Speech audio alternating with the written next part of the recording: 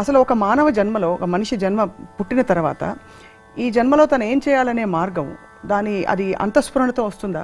ప్రతిదీ అంతఃస్ఫురణే, ప్రతిదీ అంతఃస్ఫురణే. అంటే పర్పస్ ఆఫ్ లైఫ్ అంటాం కదా ఫర్ ఎగ్జాంపుల్.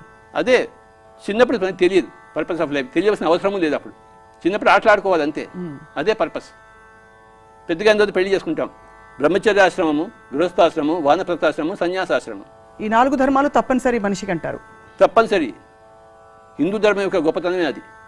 బ్రహ్మచర్యాశ్రమంలో నేర్చుకుంటూ ఉండు, గృహస్థాశ్రమంలో సంసారం చేయి. కొంతమంది పిల్లలకు శరీరాన్ని వాళ్ళ ఆత్మ రావదలుచుకున్నారు, నువ్వు వాళ్ళకి శరీరాన్ని ప్రసాదించాలి. తర్వాత పిల్లలు పెద్దగా అయిన తర్వాత నీ కుటుంబం నుంచి బయటకు వచ్చి సొసైటీలో సహాయం చేయాలి. తర్వాత అడవికి వెళ్ళిపోయి తపస్సు చేసుకోవాలి. నువ్వు అడవికి వెళ్ళి ఇంట్లో కూర్చొని తపస్సు చేసుకోవచ్చు. 3వ కన్ను తెరుచుకోవాలి. ప్రతి వాళ్ళకి 3వ కన్ను ఉంది, మీరు ఎక్కడైతే బొట్టు పెట్టుకున్నారో అక్కడ. కానీ మీరు ధ్యానం చేయకపోతే అది అలానే ఉంది. అది ఇప్పుడు మీ గొంతు ఉంది, మీ గొంతు చాలా బాగా పడేది వాళ్ళు, మీకు గొప్ప విషయం. ఆ గొంతు మీకు ఎలా వచ్చింది చెప్పండి? సాధన. సాధన. ఎవరినైనా ఇస్తారా? ఎవరినైనా ఇనిషియేషన్ చేసి మీకు ఇస్తారా, ప్రసాదిస్తారా?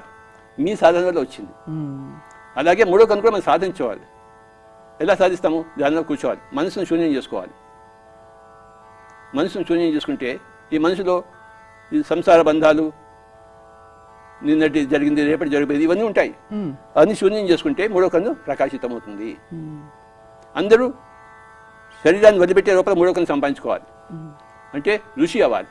ధ్యాని, యోగి, ఋషి, రాజర్షి, బ్రహ్మర్షి. ధ్యాని అంటే మెడిటేటర్. మీరు రోజు సంగీత సాధన చేస్తున్నారా అంటే ఇవాళ సంగీత సాధక. సో ధ్యానం అయినప్పుడు ఫస్ట్ స్టెప్ తీసుకుందాం, అంటే ధ్యాన సాధన మొదలుపెట్టాం. అంతకుముందు ధ్యాన సాధన కూడా లేదు మనకి, కానీ ఇప్పుడు ధ్యానం అయ్యాం. అంతకుముందు సంగీత సాధన లేదు, సంగీత సాధన మొదలుపెట్టాం. సరళి స్వరాలు, జంట స్వరాలు ఇవన్నీ మొదలుపెట్టాం మనం. అలాగే ధ్యాన సాధన మొదలుపెట్టాం, ధ్యానం అంటాం. మనసు శూన్యం అయిపోయినప్పుడు యోగి అంటాం. 3వ కన్ను వచ్చినప్పుడు ఋషి అంటాము. తన గత జన్మలు చూసినప్పుడు మహర్షి అంటాము. మొత్తం సృష్టిలో ఏకమైపోయినప్పుడు బ్రహ్మర్షి అంటాం. ధ్యాని, యోగి, ఋషి, మహర్షి, బ్రహ్మర్షి ఇది అయితే తీరాలి.